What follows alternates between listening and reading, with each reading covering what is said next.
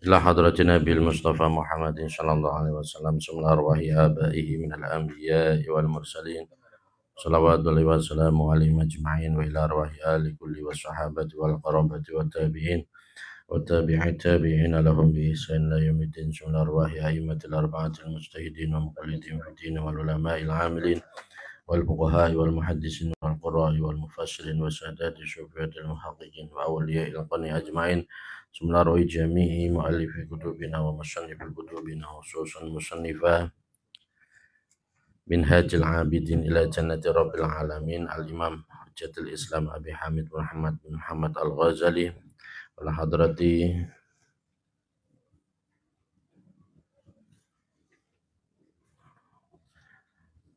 أحمد بن حسين بن أحمد الأسفهان ولجميع مشايخنا ومربي أرواحنا خصوصا شيخنا أحمد جازولي ومن يراد جازولي وشيخنا زين الدين جازولي وشيخنا حميد طاهري جازولي وشيخنا فؤاد منيم جازولي وشيخنا منيب جازولي وشيخنا محفوظ شرات وشيخنا أحمد محمد حسن بن نخلان وشيخنا جنيدي بن نخلان وشيخنا عبد الله بن بخاري وأصولهم وفروعهم من انتسب إليهم دعوهم بركات لجميع آبائنا وأمهاتنا وأجدادنا وجداتنا وأولادنا وتلاميذنا وتلميذاتنا اجعلنا وإياهم من أهل العلم وأهل الخير ومن العلماء العاملين الراشدين. الفاتحة.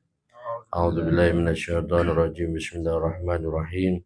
الحمد لله رب العالمين الرحمن الرحيم مالك يوم الدين إياك نعبد وإياك نستعين واهدنا الصراط المستقيم صراط الذين أنعمت عليهم غير المغضوب عليهم ولا الضالين آمين. Kitab ini judulnya adalah Minhajul Abidin, di mana artinya adalah jalan bagi orang-orang yang mengaku menjadi hambanya Allah. Jalan bagi para hambanya Allah ila jannati rabbil alamin, menuju surganya Allah yang menjadi Tuhan alam semesta. Ya, di depan sendiri ya. Di mana kitab ini adalah karangan dari Hujjatul Islam Abi Hamid bin Muhammad Al-Ghazali, atau yang kita kenal dengan Imam Ghazali. Dan kitab ini merupakan kitab terakhir beliau. Setelah beliau itu melanglang buana, kemudian mempunyai sebuah karangan yang luar biasa monumental yang kita kenal bersama dengan kitab berjudul Ihya Ulumuddin. Itu yang terakhir kitab ini, Minhajul Abidin. Ya. Nah, ini dulu kita kaji, baru nanti fikihnya gitu. Kalau fikih nanti bolehlah kita buka untuk tanya jawab sebisanya ya. Bismillahirrahmanirrahim. Qala al-muallif rahimahullah wa nafa'ana bihi wa bi ulumihi wa bi asrarihi fid dharain. Bismillahirrahmanirrahim. Bismillahi, mengawali belajar siapa saya dengan menyebut nama Allah. Dalam semua kitab selalu mengawali dengan bismillah, karena mengamalkan sebuah hadis, kullu amrin dibalin la yubda'u bismillahi wa huwa aqta'u wa huwa abtaru, ya. Segala sesuatu itu memiliki pengaruh. Ketika tidak diawali dengan bacaan bismillah, maka dia akan terputus barokahnya. Maka sudah menjadi maklum bahwa selalu para kiai musannif itu mengawalinya dengan bismillah. Jadi artinya kalau dalam susunan ilmu nahwunya itu bismillahirrahmanirrahim abtadi'u at-ta'alluma, begitu di belakangnya ya. Dengan nama Allah yang Maha Rahman dan Rahim, saya mengawali belajar. Bagi kita nih, kalau bagi musannif ya, saya mengawali mengarang kitab ini. Apa saja Ya, kita itu kan disunahkan membaca bismillah. Bismillahirrahmanirrahim, ngambil barang ya. Saya dengan nama Allah saya ambil ini. Ya. Biasanya guru-guru kita itu membacanya, mengawali belajar saya dengan membaca nama Allah, menyebut nama Allah. Yang paling pas, yang paling bagus itu mengawalinya itu di belakang. Nah, jadi dengan nama Allah Ar-Rahmani yang maha pengasih di dalam dunia dan akhirat. Dalam bahasa Arab, menambah huruf itu menambah makna. Ini dari kata rohmun. Rohmun itu kasih sayang. Ada Rohman tambahan alif nun, ada Rohim tambahan ya. Ya. Yang satu ditambah 2 huruf, yang satu ditambah 1 huruf. Ini menambah makna asal. Makna asalnya itu kan kasih sayang. Nah, dengan Rahman, kemudian oleh para ulama diartikan sebagai memberi nikmat, dengan nikmat di dalam dunia dan akhirat. Nah, dengan sifat Rahman Allah, Allah memberikan kasih sayangnya baik di dunia dan akhirat. Orang yang bahagia di dunia dan akhirat itu adalah hanya orang muslim. Maka yang mendapatkan sifat Rahman Allah hanya orang mukmin dan muslim. Sedangkan Ar-Rahimi yang maha pengasih di dalam dunia saja atau di dalam akhirat saja. Ini pilihan. Artinya Allah bisa jadi memberikan rahmatnya, kasih sayangnya kepada orang tersebut di dunia saja. Tapi di akhirat dia nggak memberikan kenikmatan apa-apa. Atau sebaliknya, di dunianya Allah memberikan hidup yang serba susah, hidup yang serba sengsara, tapi di akhirat Allah memberikan kasih sayangnya. Maka Ar-Rahim ini itu bisa jadi Allah berikan kasih sayangnya itu kepada orang non-mukmin, non-muslim di dunia. Artinya mereka meskipun Allah memberikan fasilitas sama dengan kita, tapi dibiarkan fasilitas itu dinikmati oleh mereka. Maka mereka kehidupannya melimpah harta, kehidupannya bebas tanpa ada tekanan, nggak ada masalah. Seolah-olah setiap mau ditangkap bisa lolos, gitu ya. Sudah dibikinkan hukum, nggak ada yang berani nangkep. Itu Allah memberikan kasih sayangnya ke mereka. Tapi hanya di dunia saja. Ketika di akhirat, awas.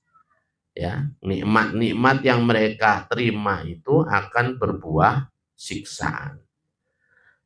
Atau jika memang diartikan sebagai kasih sayang di dalam akhirat saja, maka bisa jadi dan itu hanya kepada orang mukmin, di mana Allah memberikan kehidupan di dunia itu bagi orang mukmin tersebut layaknya penjara. Hidupnya susah, nyari kerjaan susah, keluarganya berantakan, dan seterusnya. Ya, tapi dia nikmatin semuanya. Ada kaumnya Nabi Musa yang oleh Allah perintahkan kepada Nabi Musa untuk mengusirnya dari satu kampung ke kampung yang lain.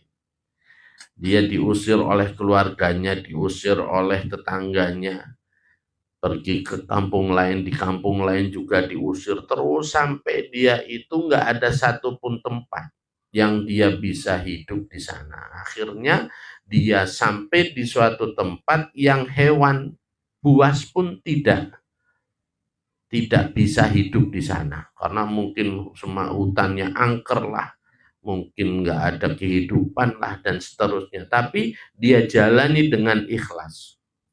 Maka apa yang dia dapatkan sebelumnya membuahkan kedudukan yang istimewa di hadapan Allah, yaitu menjadi waliyun min auliyaillah.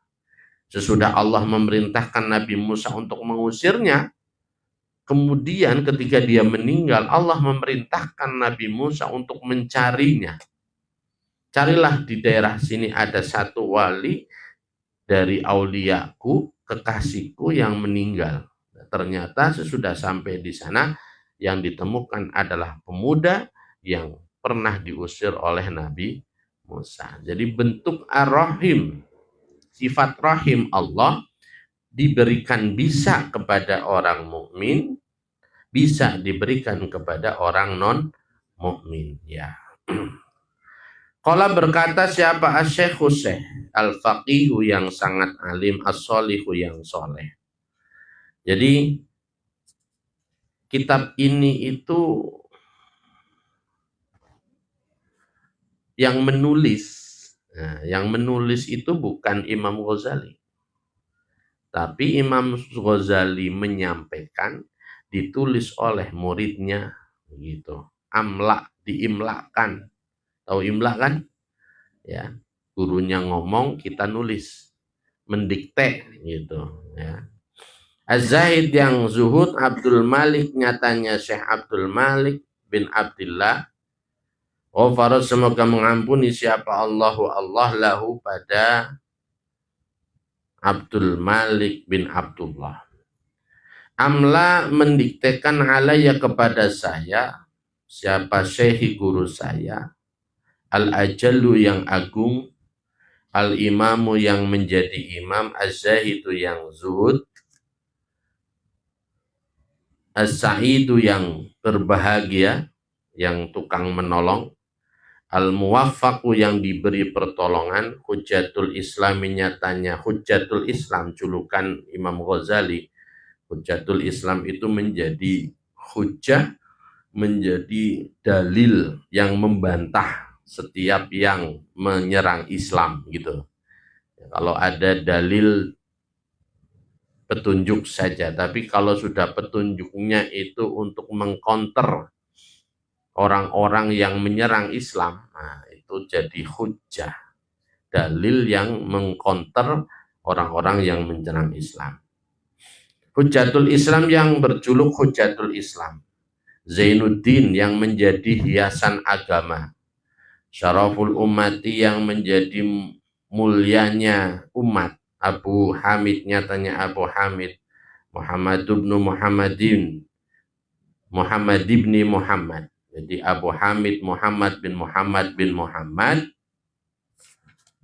Al-Ghazali, ya, yang berbangsa Ghazali. Ghazali ini pekerjaan pekerjaan ayahnya, yaitu tukang pintal, ya. Atusi yang berbangsa Tus, kota Tus, qaddasa semoga memurnikan siapa Allahu Allah, ruhahu pada ruhnya Abu Hamid bin Muhammad Al-Ghazali. Warofa'a dan mengangkat siapa Allahu Allah fil jannati di dalam surga, darajatahu pada derajatnya Abu Hamid Al-Ghazali. Hadzal kitaba, nah, mendiktekan hadzal kitab pada inilah kitab. Hadzal kitab pada inilah kitab. Al-Mukhtasara yang berupa ringkasan atau yang diringkas. Wahwa bermula hadzal kitab itu akhiru kitabin. Akhirnya kitab sonafahu yang mengarang siapa Imam Ghazali pada kitab. Kitab ini adalah kitab terakhir daripada Imam Ghazali. Walam yastamilhu, walam yastamlihi, ya, dan tidak meminta pada Imam Ghazali minhu dari hadzal kitab illa khawasu ashabi, kecuali khususnya para sahabatnya Imam Ghazali. Jadi kitab ini muncul, ya, dikarang oleh Imam Ghazali karena permintaan, karena mereka merasa bahwa ketika belajar Ihya Ulumuddin, wah panjang banget, 4 jilid, 4 segini nih, 4 ini, Ya, satu fund itu ada 4 pembahasan, bab ilmu, bab ibadah, ya. Itu 4 jilid. Nah, makanya minta dibuatkan kitab yang ringkas, nah, enak begitu. Akhirnya dijawab oleh Imam Ghazali, bahwa bermula hadal kitab, ya, al-mukhtasar itu alhamdulillah. Alhamdu bermula segala puji itu lillahi milik Allah, al-maliki yang menjadi tuan, raja, al-hakimi yang bijaksana, al-jawadi yang baik atau yang dermawan, al-karimi maknanya hampir sama, mulia, juga dermawan juga bisa, al-azizi yang maha menang atau maha agung, ar-rahimi yang maha pengasih. Nah, kan udah mulai ar-rahimi, ngerti. Besok tambah lagi kata-katanya. Alladzi khalaqa yang menciptakan, siapa? Allah, ya.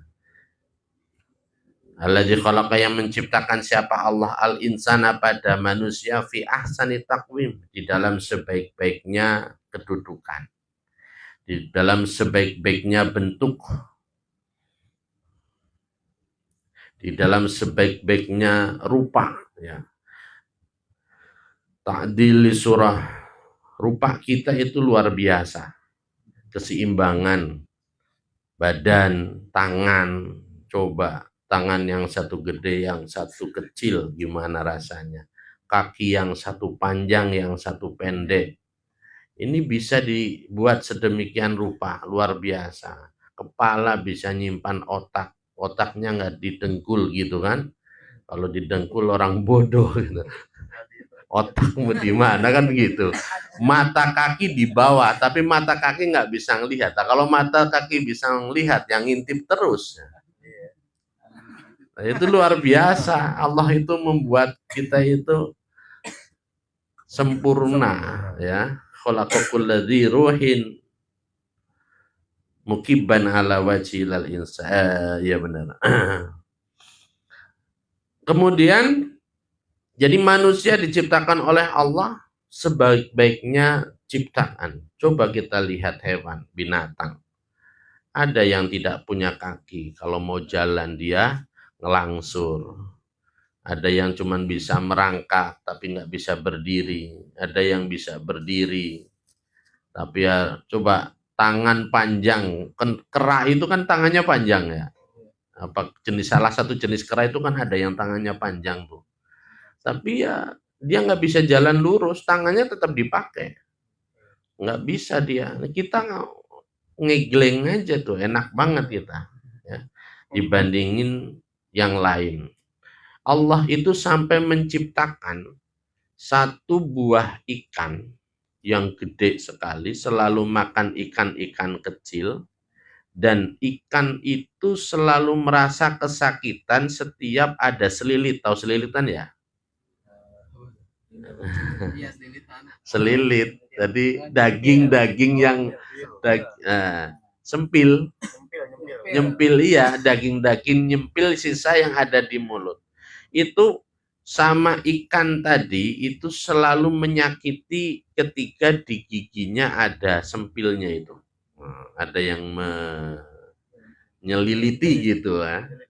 Nyelip, ada yang menyelip.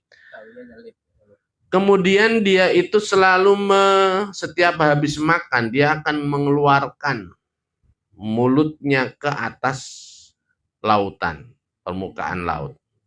Dan Allah menciptakan sebuah burung yang burung itu nggak pernah hinggap karena di punggung dan di bawah perutnya ada tombaknya. Ini Allah memberikan rezeki keduanya. Yaitu apa? Si burung tadi, burung yang ada tombaknya di punggung, dan ini juga nggak bisa makan kecuali dari sisa ikan. Jadi dia selalu terbang di atas, ikannya keluar, dia akan masuk, tombak menjadi penjaganya dia. menjaga, kemudian dia makan tuh sisa-sisa daging yang ada di mulut. Sesudah kenyang dia keluar, nanti ikan akan berterima kasih atau di ikan akan merasa nyaman, dia balik lagi ke dasar laut. Begitu. Jadi kita itu kalau masih ragu dengan rezeki Allah luar biasa ya. Binatang ada jaminan. Artinya luar biasa Allah. Kita bayangin ya, itu burung ada tombaknya, dia nggak bisa hinggap itu. Tapi terus ya. Ya hinggapnya di situ, entah kawinnya bagaimana itu. Tapi ya Allah menciptakan yang hal-hal yang demikian.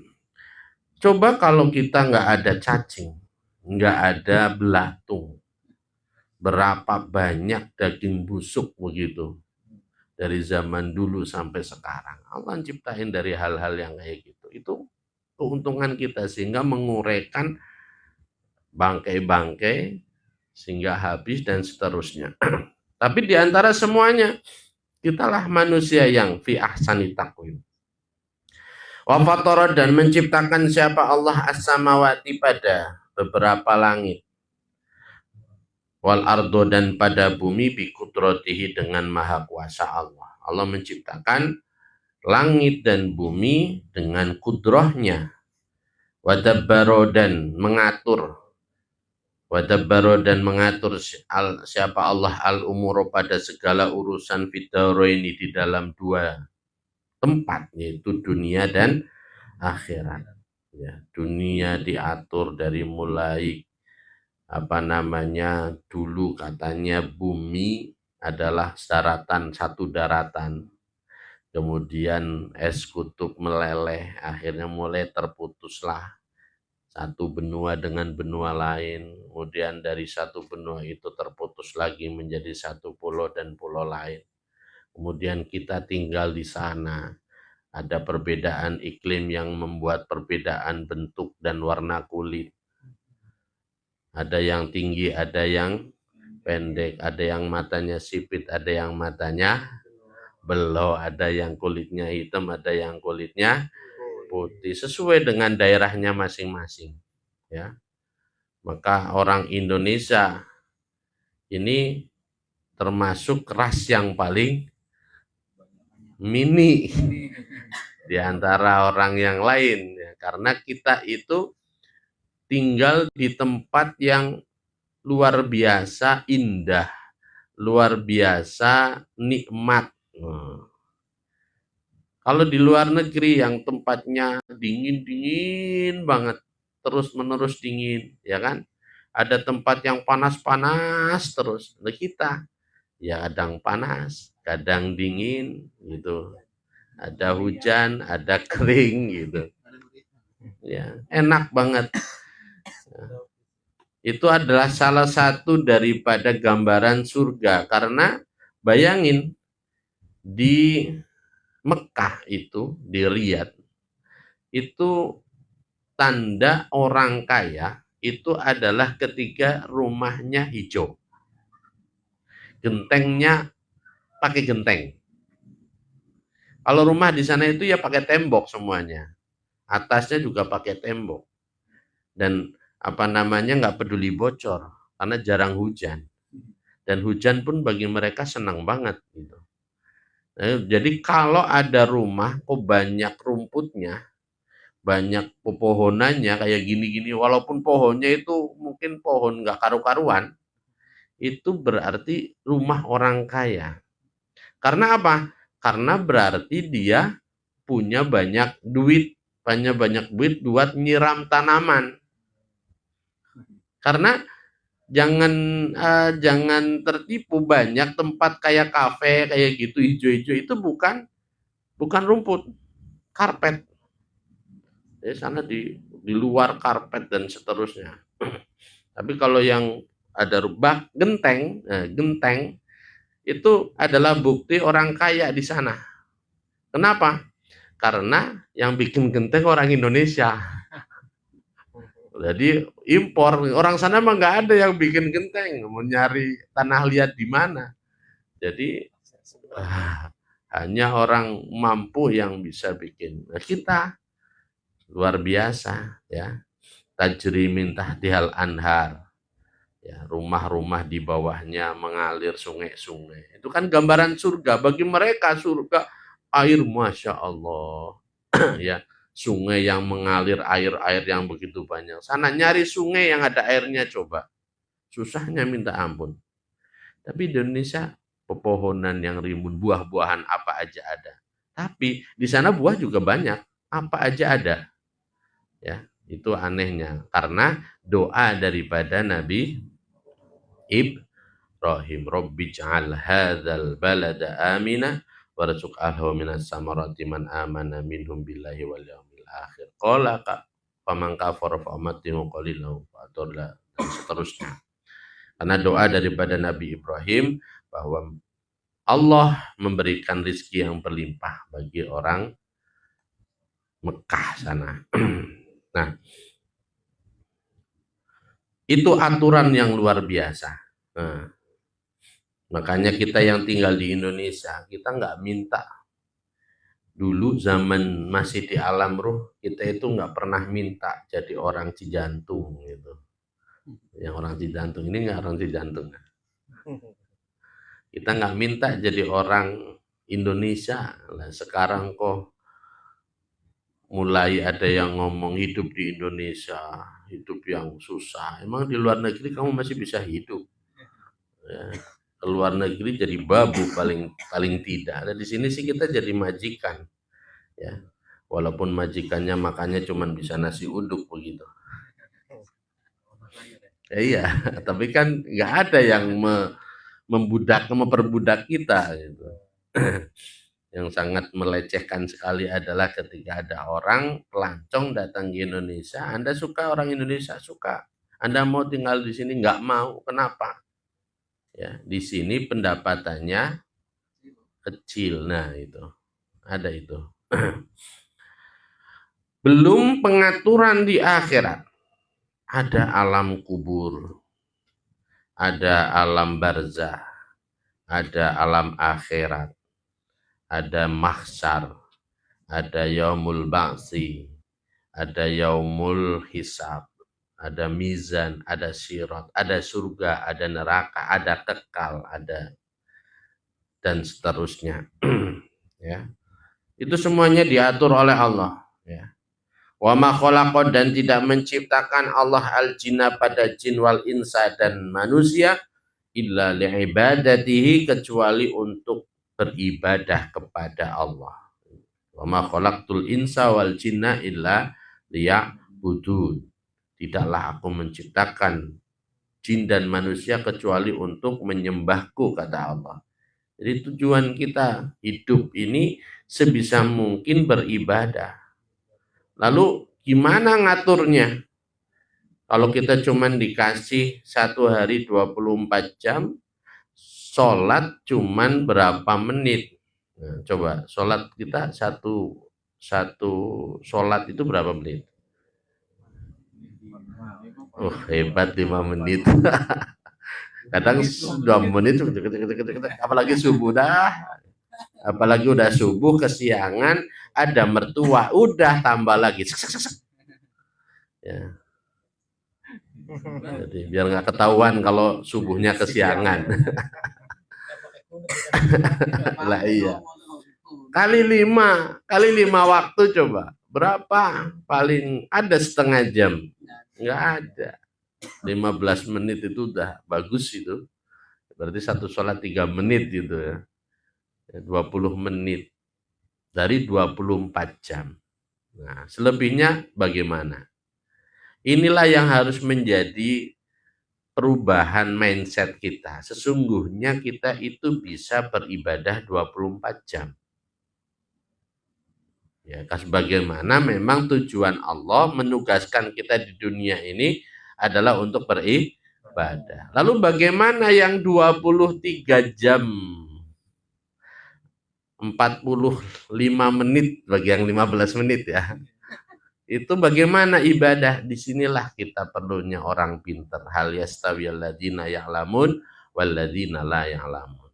Allah pernah Sesungguhnya bukan pertanyaan, itu pertanyaan yang sudah tahu jawabannya. Apakah sama orang yang berilmu sama orang yang nggak berilmu? Tentu berbeda. Lalu bagaimana caranya? Sesungguhnya ibadah kita itu ada ibadah mahdoh, ada ibadah ghairu mahdoh. Ibadah mahdoh itu yang murni ibadah. Ibadah ghairu mahdoh itu ibadah yang tidak murni. Ibadah yang mahdoh ya sholat, zakat, puasa, baca Quran, baca rotib, sholawatan. Itu ibadah mahdoh. Yang ghairu mahdoh adalah segala sesuatu yang terlihat seperti amal perbuatan duniawi, tapi di mata Allah itu dinilai ibadah. Bahkan bengong itu bisa jadi ibadah bagi orang yang pintar. Bengong, tidur itu bisa jadi ibadah bagi orang yang pintar. Gimana caranya? Niat. Diisi hatinya dengan zikir, dengan niat, dengan kesadaran penuh. Saya itu lagi nggak ngapa-ngapain, ya, lagi nongkrong aja nih di atas nih. Ya, tapi jangan salah, ibadah itu ada ibadah fi'li, ada ibadah tarki. Ibadah fi'li itu melakukan perbuatan baik kayak sedekah itu fi'li, mijetin orang fi'li, nasihatin orang fi'li, baca ngajarin ngaji fi'li. Tapi ada ibadah tarki. Ibadah tarki itu kita lagi saat ini itu kan meninggalkan segala kejahatan, betul nggak? Lagi bengong aja nggak usah ngaji, ini mah jelas ngaji lah, ada fi'linya.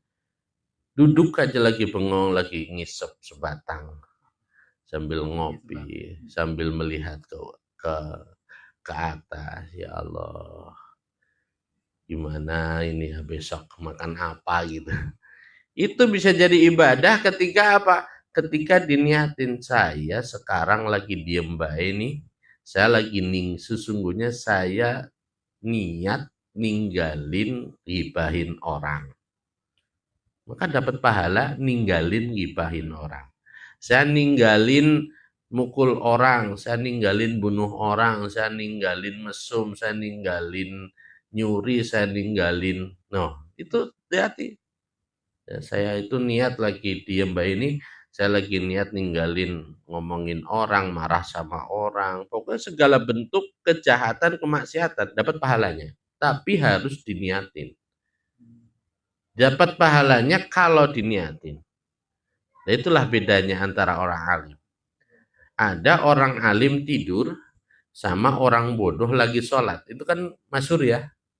Di dalam alala tanalul ilma illa bisitatin itu ada seorang fakih yang wari, wirai, itu lebih ditakuti iblis daripada seorang bodoh yang beribadah. Dia lagi tidur, dia takut. Kenapa dia nggak masuk ke dalam? Padahal di dalam ada orang lagi sholat, dia mau gangguin tapi nggak berani karena ada orang alim di depan lagi tidur. Orang tidur lebih ditakutin iblis daripada, karena ini orang alim. Tidurnya itu dijagain malaikat. Orang bodoh sholatnya itu dimainin iblis kan gitu. Ya, sholat Allahu Akbar. Ya elah, pisang saya tadi taruh di pojokan. Ada yang ngambil nggak ya? Allahu Akbar. Ting ting ting ting, ya Allah, bakso. Udah lewat aja nih. Allahu Akbar. HP bunyi. Allahu Akbar. Dan seterusnya. Nah, lah ini lama banget imamnya bacaannya panjang-panjang. Nah, itu sholat apaan begitu? Sholat kok isinya ngeluh mulu ya. Itulah kita orang. Tapi orang alim, saya tidur ninggalin maksiat, bismillah untuk nguatin badan, besok saya harus bekerja nyari. Nah, pekerja juga ibadah. Saya bekerja halal untuk membiayain keluarga saya, biar mereka semuanya bisa makan. Kalau mereka semuanya bisa makan, mereka semuanya bisa ibadah, bisa ngaji, bisa, dan seterusnya. Ya, luar biasa catatan. Dan itu jariah. Dan saya dapat nasihat yang menampar kalau bahasa saya. Karena saya lama ngaji begitu ya. Ternyata setua ini dinasihatin oleh Yai Ulin Nuha ya, dari Kudus, bahwa di keseharian kita itu kita punya senjata yang luar biasa. Apa? Minum aja. Minum aqua saja. Kasih ke anak. Niatin sedekah. Niatin buat hajat kita. Itu sedekah loh.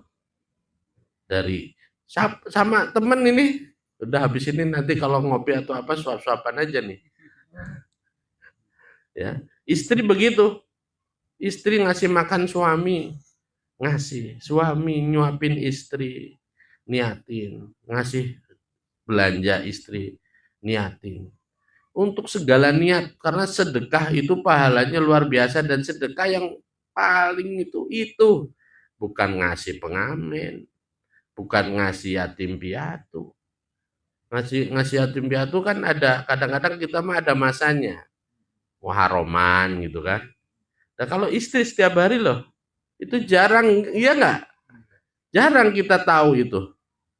Nah itu padahal luar biasa, ngasih minum aja satu hari berapa kali kita ngasih minum ke anak, misalkan apa minum, pun jangan malah Pak minum, udah gede ngambil sendiri sana.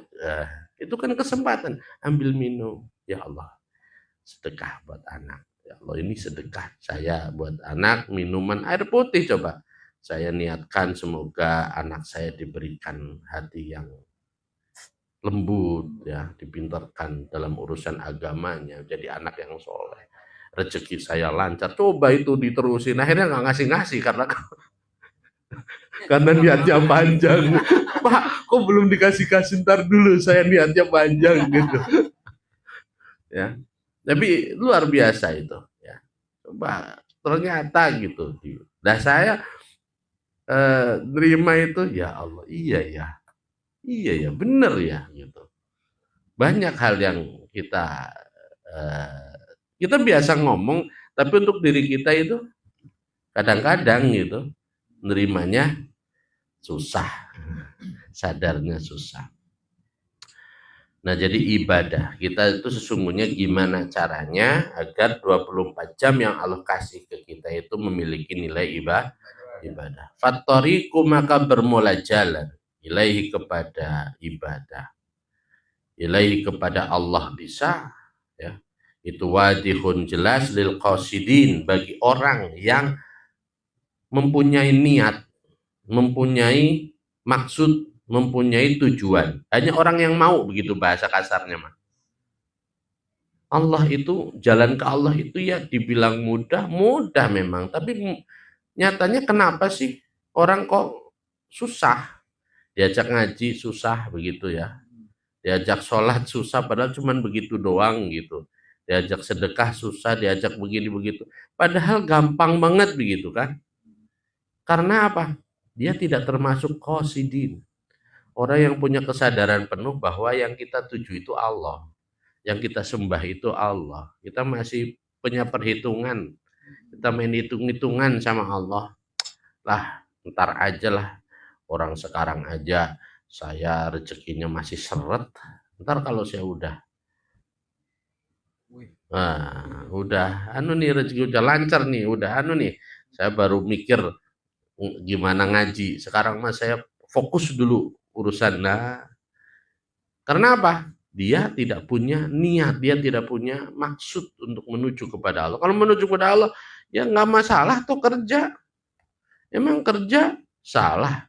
Justru orang yang bekerja dengan niat untuk anak, istri, untuk tidak, yang paling untuk tidak merepotkan orang lain, tidak membebani orang lain. Ini yang paling besar pahalanya. Karena kalau nggak bekerja, ya apalagi kalau nggak minta tetangga, kalau nggak ngambil punya orang, kan begitu. Tapi kalau bekerja niat saya tidak mau tergantung kepada manusia, karena saya yakin Allah yang memberi rezeki, maka saya akan bekerja. Dan saya bekerja lillahi ta'ala, bukan karena yang lain. Masalah saya kerjanya sama orang Cina, nggak ada masalah. Yang penting pekerjaan yang saya lakukan halal. Duit yang saya terima halal dari hasil bekerja, bukan dari hasil korupsi. Mentang-mentang bosnya Cina, terus kemudian main korupsi. Alah, ini kan duitnya orang Cina lah. Enggak kayak gitu ya. Bukan begitu. Wadalilu bermula dalil. Wadalilu bermula dalil alaihi atas ibadah boleh atau alaihi atas Allah itu laikun terang lin nadirin bagi orang yang mau melihat, orang yang mau berpikir ya. Walakin Allah lah ini. Sesungguhnya jalan menuju Allah jelas. Terang benderang. Ya, baik aja. Itu baik saja. Saya yakin orang yang ngaji semuanya sepakat bahwa baik dinilai orang lain itu adalah baik. Orang jahat sekalipun punya punya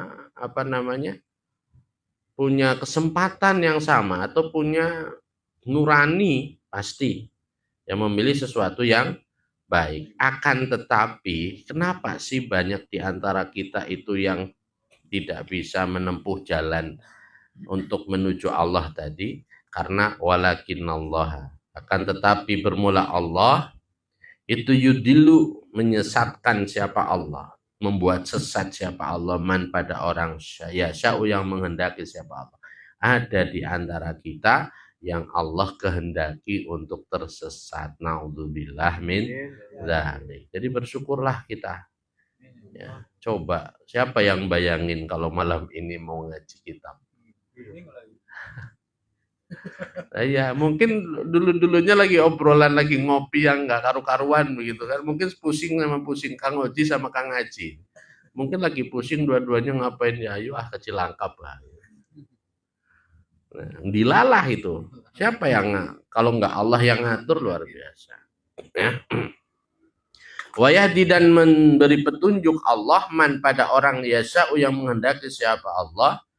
Wahwa bermula Allah itu a'lamu, lebih mengetahui siapa Allah bil muhtadin, dengan orang-orang yang mendapat petunjuk ya.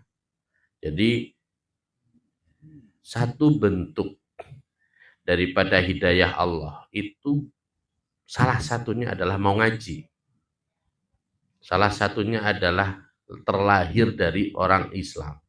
Dulu saya pernah mendengar ada seorang mu'alaf yang kemudian berbangga hati karena dia mendapatkan petunjuk dari Allah, kemudian dia menghina orang-orang yang dari lahir sudah masuk Islam. Kayak kita nih, kita kan terlahir dari orang tua Islam. Kamu kapan mendapat petunjuk dari Allah? Ya orang bingung. Orang kita lahir udah Islam, itu bentuk petunjuk Allah. Lebih awal daripada dia, kan begitu. Anda dapat petunjuk usia 20, usia 30, saya dapat petunjuk bahkan dari lahir, yaitu apa? Melalui orang tua yang sudah beragama Islam. Kemudian saya diajari Islam, kemudian saya bisa istiqomah. Itu kan harus kita syukuri. Ya, bukan berarti kemudian berarti iman kita nggak sekuat dia. Iman kuat ataupun takwa seseorang itu nggak ada yang tahu kecuali Allah. Wassalatu, bermula rahmat ta'zim, wassalamu, dan wassalatu itu ala sayyidil mursalin. Semoga tetap atas penghulunya para utusan.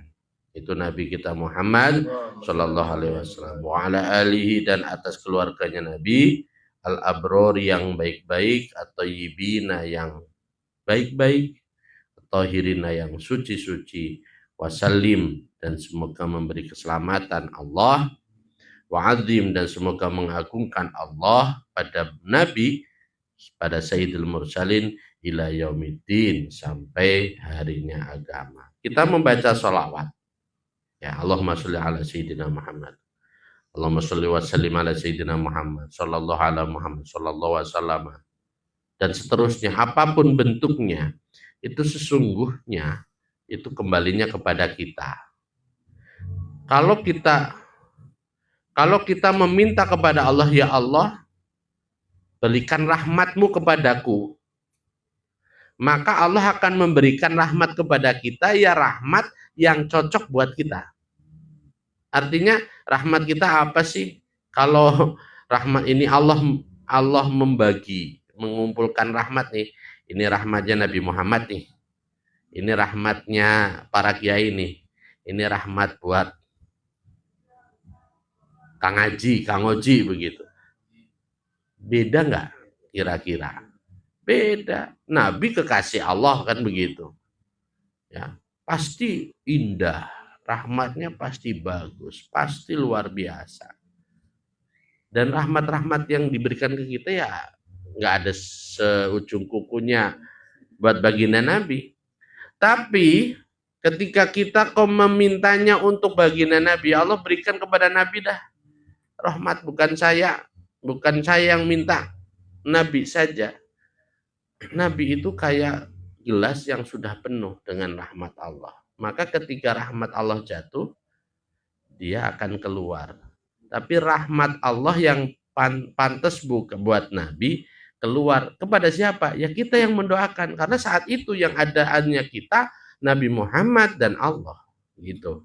Ketika kita membaca selawat itu kita, Nabi Muhammad dan Allah. Ya Allah, mintakan buat Nabi nih. Dan kita di bawah kan, karena sebagai umatnya, yang nyampe kepada kita adalah rahmat, bukan rahmat yang pantas buat kita, tapi rahmat yang pantas buat Nabi. Itulah keistimewaannya sholawat atau doa kepada Nabi. Ya, banyak kan jazallahu anna sayyidina Muhammadan, khairu jazallahu anna sayyidina Muhammadan ma huwa ahluh. Ya, semoga Allah membalas Nabi Muhammad dengan balasan yang terbaik, sehingga Nabi nanti akan ngucurnya ke kita yang berdoa. Ya'lamu ikhwani as'adakumullah wallahu a'lam bishawab.